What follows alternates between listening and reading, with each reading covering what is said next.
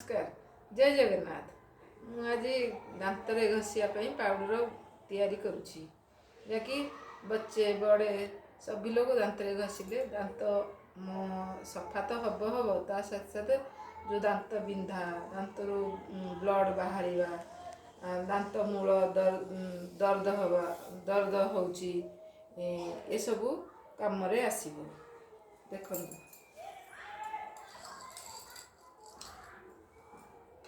लवंग 1.5 चामच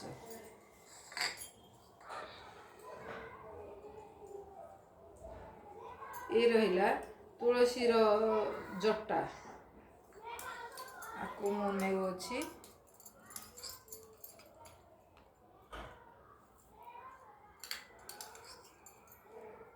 1.5 चामच मु सन्ध्या लुण नौची आपण नहीं पारे काला नमक बिटा लुण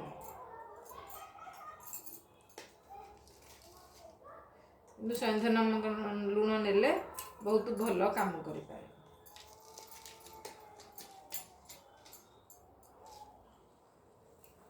ये 1.5 चामच और थोड़ा डाली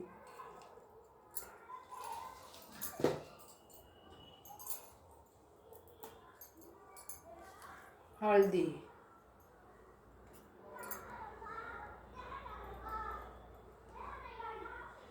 1.5 चामच हल्दी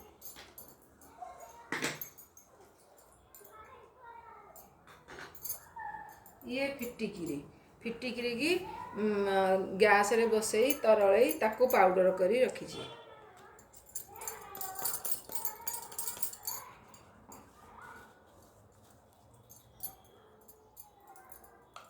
ये 1/2 चामच निया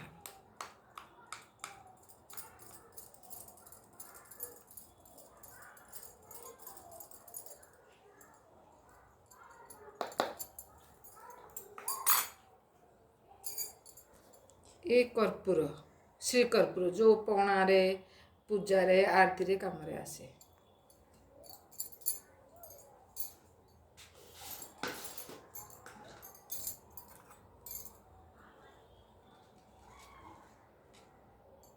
खाइवा सोडा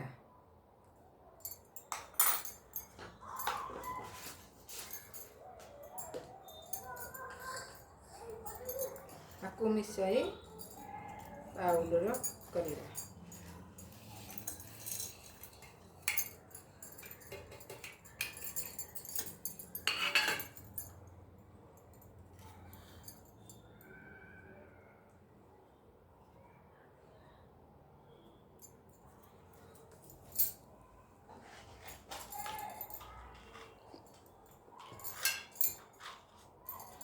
दो पीस गुजराती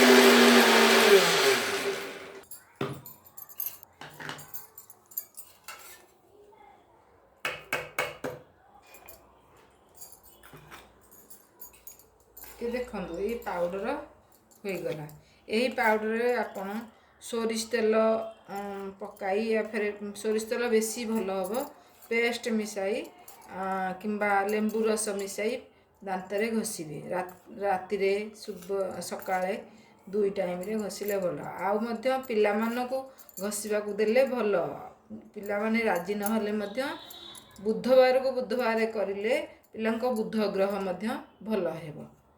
ଏଥିରେ ପିଲାଙ୍କର ପାଠ ପଢ଼ିବାରେ ମନ ଲାଗିବ। ବୁଧ ଗ୍ରହ ଠିକ୍ ହେଲେ ପାଠ ପଢ଼ିବାରେ ମନ ଲାଗିବ।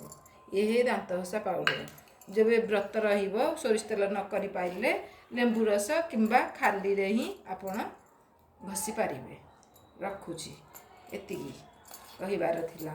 ଆପଣଙ୍କୁ ପସନ୍ଦ ଆସିଲେ ଲାଇକ୍ କରିବେ। ନମସ୍କାର।